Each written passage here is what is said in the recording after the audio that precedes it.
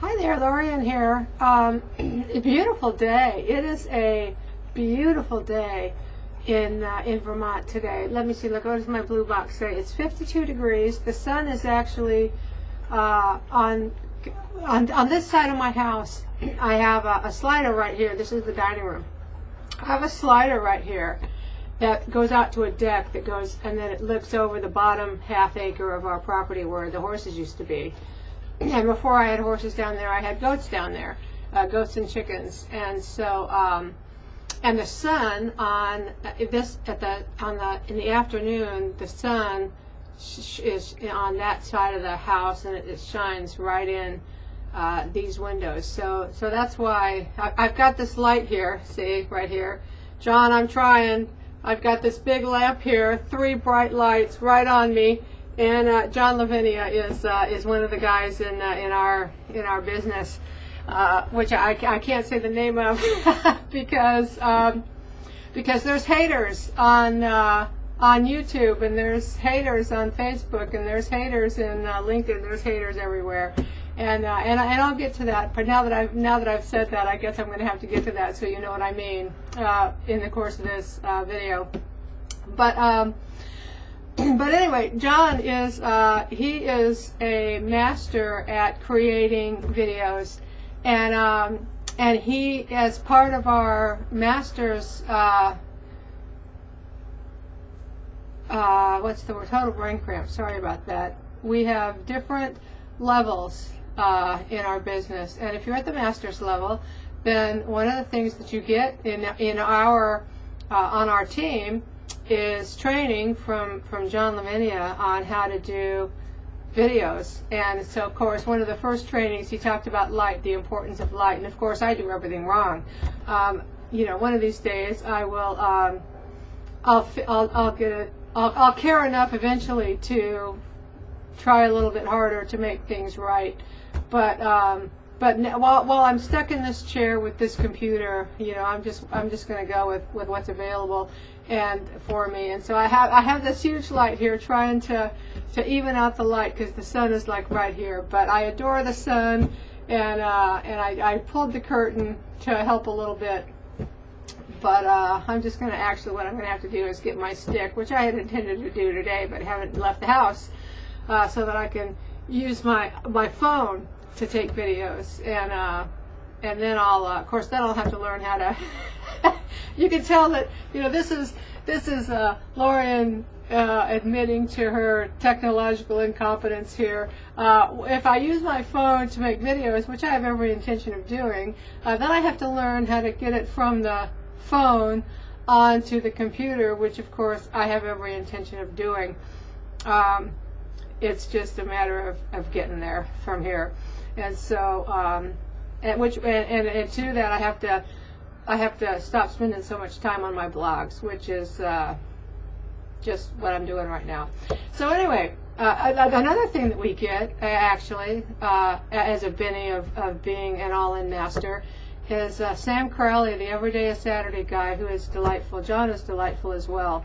Matter of fact, I love John. I've been listening to John Lavinia on his. I can't remember what we called it back then. It was a Monday night call at like 10 o'clock at night, and I've learned recently that he still does this call. So I'm going to have to get on it and listen to him, because John Lavinia is just delightful to listen to. But anyway, back to Sam Crowley. He's the Everyday is Saturday guy, and Sam does podcasting. And he's been teaching us. Sam's done podcasting for years, and so he's been teaching us how to podcast as well. So those are two of the bennies that you get for. And these guys charge people like lots of money as side businesses to teach them these things. And it's something that we get as a benny for free. So anyway. But I can't tell you the name of my business. At the end of this, I always have a little call to action, which has a link on it that takes you to what I think is called a splash page, and from there you can find out all about my business, which is actually a wonderful business. I really love it. Because so let's get so I'm going to tell you about the haters just so you know what the heck I was talking about. And we actually deal with one on a regular basis. My husband has generated most of our business success through LinkedIn, and so he's in these groups in LinkedIn. And there's a fellow that's in a lot of the groups that we're in, whose name I will not mention because he is such a bonehead that if I actually mentioned his name and he could figure out how to do it, I'm sure he would sue us, because even though absolutely everything I'm saying is the truth. But his name, for those of you who are in LinkedIn who are listening to this, his name actually is an article of clothing.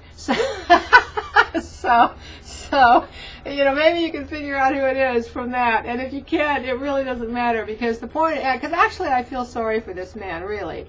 Because when I think about the intensity of his hatred for anyone that's having success in life, or anyone who's out there giving someone else an opportunity to have success in their life. I mean, he doesn't just do this to us, he does this to everyone. He spends an inordinate amount of time policing LinkedIn and pouring water on everyone else and their dreams. And so that when I say there's haters out there, that's what I'm referring to. People like this gentleman, who every time you make a post about any kind of a business opportunity, like I say, he doesn't just do this to us, he does it to everyone that is in the groups that he's in.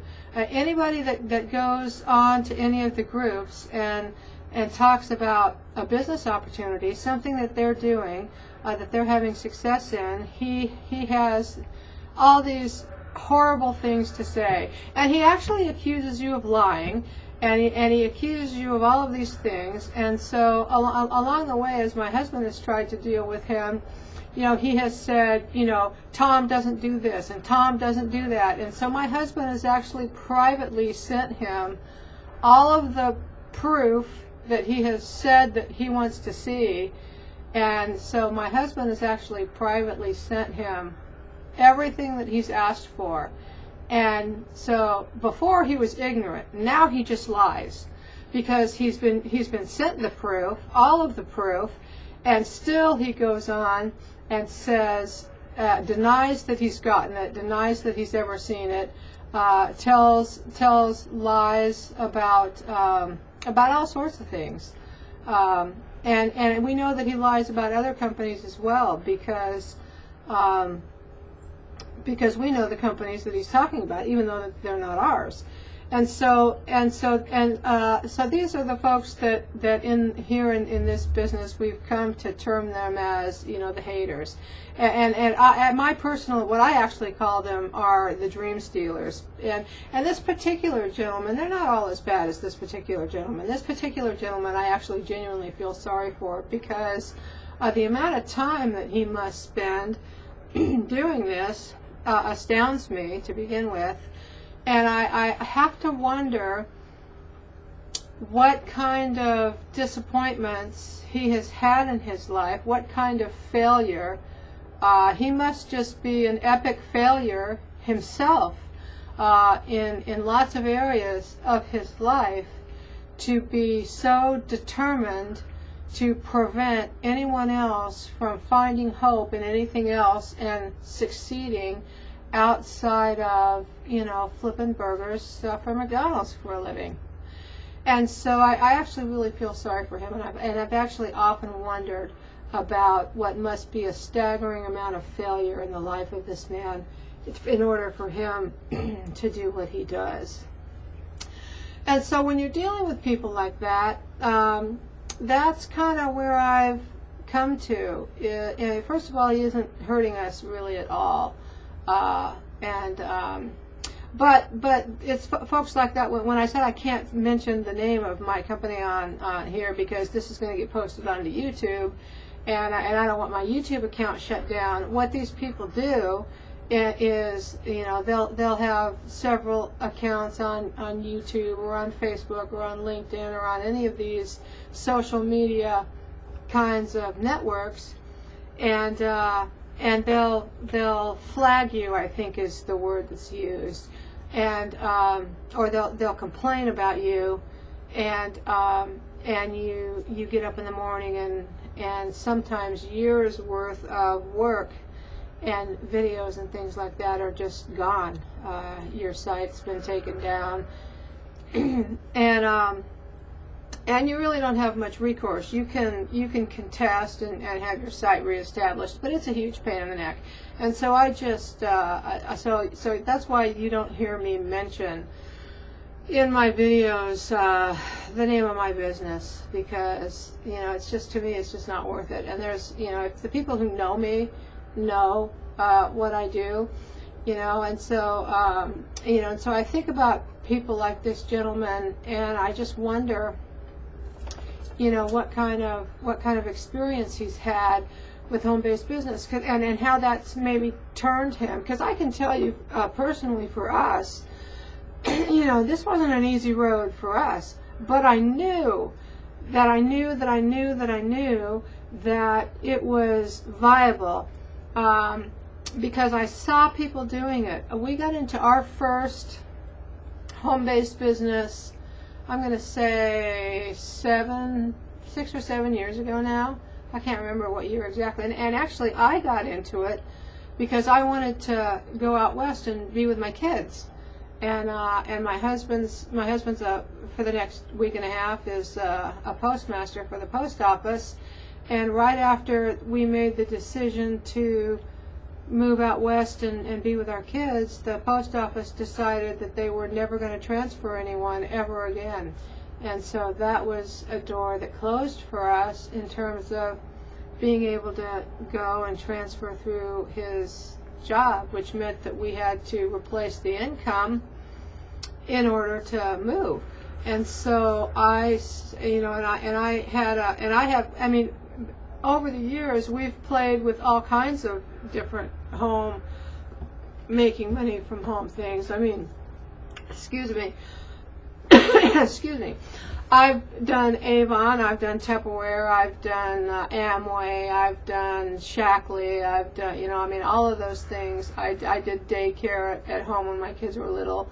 I've sold, I've sold produce and eggs and milk from home, and I've just had my hand in all kinds of little entrepreneurial things. My husband we did a securities bit along the way, and so on and off we had our hand in the let's see if we can develop some income from home pie. But in terms of doing it in earnest, that was, I'll say, 6-7 years ago. And so the first thing that we did was very high tier. We invested money outright to get all in there. I think it was like $22,500. And then, I was spending probably $300 a week advertising, doing all the stuff that I was being told to do. And we never made a dime. Yeah, that's my phone, sorry. Never made a dime. And so, and that, the owners parted ways, and the owner that kept the business decided to change some things, and then change some things, and just kept every week it was a new change. And I got really uncomfortable with that, and so I started looking for something else. And so we found something else, and of course, we went bankrupt, to be perfectly honest. Because of the investment that we made in the first business, and with zero return, we went bankrupt, and so the second time around we had not quite as much money to put in, but we put in what we had, and went along with that for a while. Hang on,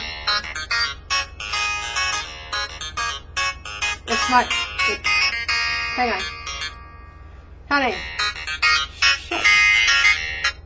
Honey, I'm making my video, so what are you doing? Okay. Okay. All right, bye. you can tell that technology is not my long suit. New phone, and it takes me a minute to remember how to answer the doggone thing. Anyway, he's telling me he's going to be late. He's going to count his drawer because there's not very much money in it. So anyway, where was I? Oh, second time around, second business. We didn't make anything, so we went, but I knew because I could see people who were getting wealthy doing this, that it was something that could be done, and doggone it, I was going to figure out how to do it. And so we got into business number 3, had even less money to spend, but spent what we had, and same result, didn't make a dime. Now let me tell you that at this point, I could have been one of those people who just said, and kind of I was there, to be perfectly honest. I was really frustrated and angry, and not because I didn't know that this could work, but because I couldn't figure out why it wasn't working for us, because we were doing all of the things that we were being told to do, and we were spending the money, as we had it, and so and I was at a point where I was just really angry and frustrated, and my husband came through Tony, who we had met in the first business and kind of was part of the businesses all along the way that we had been in. He found his way into the business that we're in now, and I got to tell you, my response to him was, because I was angry and I was frustrated, but still I knew that this was the answer for us to get where we wanted to be, to do the things that we wanted to do, to be able to spend time with our family, to be able to go and live in out west with our kids, to not have to go to work every day, to have the kind of life that we wanted to have, and so even though I was frustrated and even though I was angry, my response to him was, you go ahead, you go ahead and do this. I'll support you, but don't ask me excuse me, to get involved. And so that was the way it was for a little bit, and so maybe these haters have had experiences like this, and the difference between those folks and folks like me are that I never got up one day and said, you know what, those damn home business things are all scams and they don't work, because look at all this money I've spent and I got nothing to show for it but frustration and anger. And I could have turned into someone like this fellow we deal with on LinkedIn all the time, but that's not what I did. I never did that. I knew that the problem wasn't the businesses that we had been in, because I could see other people making huge amounts of money in those businesses, and I got to tell you, if one person can do it, then anyone can do it. It's and I saw people doing it that were no smarter than I was. Some of them not as smart, which maybe was an advantage to them. Now that I think of it. But anyway, so my brain and my heart did not go to all home businesses are scams. And so now I have to go protect everyone in the world who's who's got a door of hope opening up for them. Now I have to go protect them and slam that door in their face, because I knew that it wasn't the businesses. And my frustration was that I didn't know what it was. But now, so in terms of these, so when you're dealing with someone that's a hater, or is what I call a dream stealer, or somebody that's talking trash about something, look, first thing I would do is look at that person and say, okay, why is this person expending all of this energy talking trash about whatever it is they're talking trash about? Because people talk trash. You go on the internet, I don't care what it is, pick a subject, any subject. You go on the internet and Google that subject, and you're going to have 10 people saying this is wonderful, and you're going to have 10 people talking trash about it.